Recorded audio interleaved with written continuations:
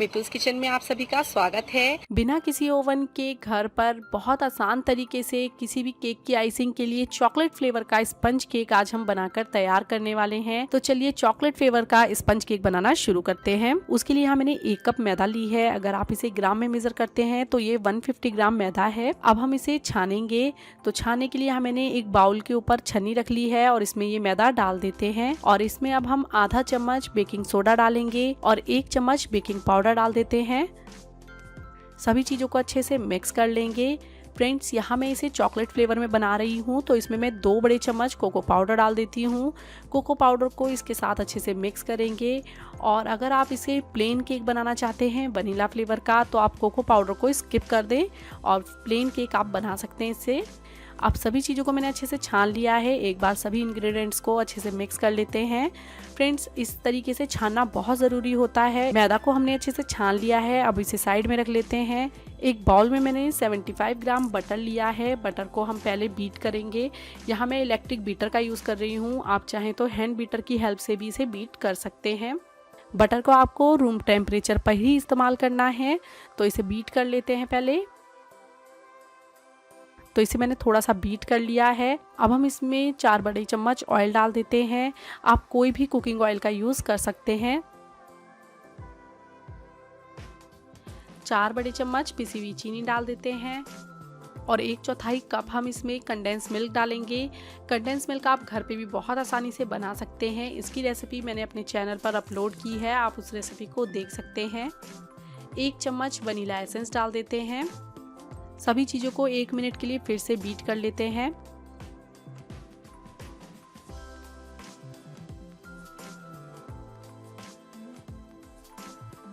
तो ये देखिए मैंने सभी चीज़ों को अच्छे से बीट कर लिया है और आप ये काम हैंड बीटर से भी कर सकते हैं और हैंड बीटर की जगह आप मिक्सी में भी इस काम को कर सकते हैं। तो अब हम इसमें जो हमने मैदा को छान कर रखा था उसको ऐड करेंगे।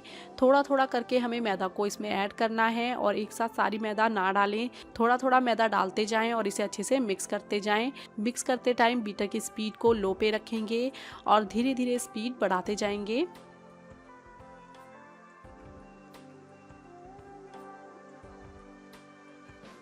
अब हम बाकी मैदा इसमें ऐड करते जाएंगे और इसे अच्छे से मिक्स कर लेंगे। तो यहाँ मैंने मैदा को 3 बैचेस में डाला है और इसी तरीके से आपको भी डालना है। थोड़ा थोड़ा करके दूध ऐड करेंगे और इसे अच्छे से बीट करते जाएंगे।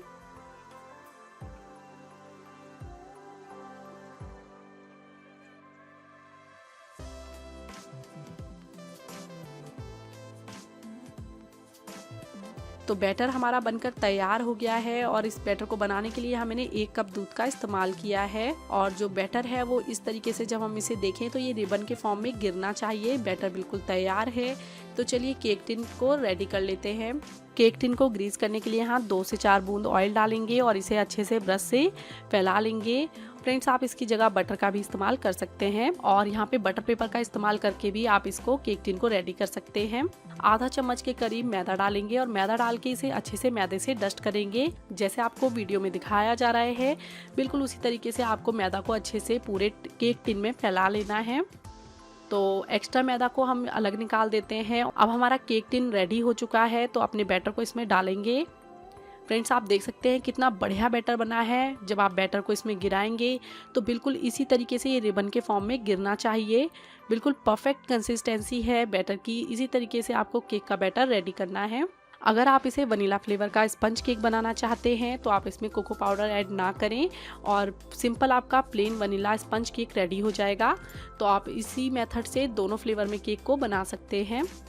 तो अब हम केक टिन को अच्छे से टैप कर लेंगे ताकि जितने भी एयर बबल्स हैं वो सेट हो सकें। केक हमारा बेक करने के लिए बिल्कुल तैयार है। तो चलिए अब हम इसे बेक होने के लिए रख देते हैं।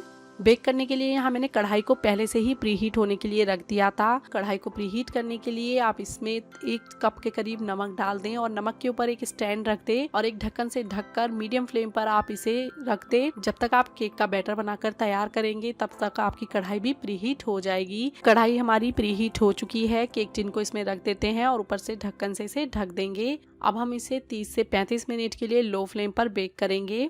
35 मिनट हो चुके हैं, ढक्कन हटाकर चेक कर लेते हैं।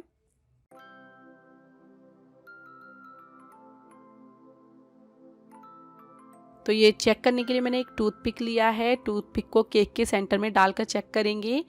हमारा टूथपिक बिल्कुल क्लियर आया है, केक बनकर तैयार हो गया है। इसे अब हम निकाल कर हल्का सा ठंडा कर लेते हैं।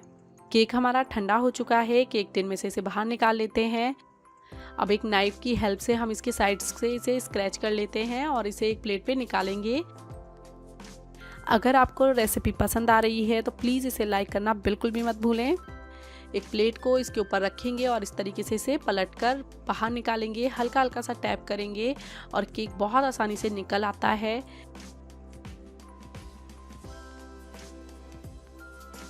ये देखिए फ्रेंड्स, कितना बढ़िया बेसिक स्पंज हमारा रेडी हुआ है। मैं इसे आपको दबाकर दिखाती हूँ।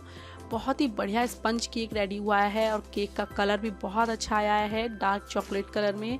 ये देखिए फ्रेंड्स, मैं इसे दबा रही हूँ तो कैसे ये वापस अपनी पोजीशन पे आ रहा है। बिल्कुल बढ़िया सॉफ्ट स्पंजी केक रेडी है। तो केक की आइसिंग के लिए इस तरीके से आप चॉकलेट फ्लेवर में स्पंज केक रेडी कर सकते हैं। उम्मीद है आज की रेसिपी आपको पसंद आई होगी। अगर रेसिपी पसंद आई है तो प्लीज़ इसे लाइक ज़रूर करें। फैमिली और फ्रेंड्स में रेसिपी को शेयर करें। चैनल पर नए हैं तो चैनल को सब्सक्राइब कर लें, बेल बटन को प्रेस करें ताकि नोटिफिकेशन आपको मिल सके।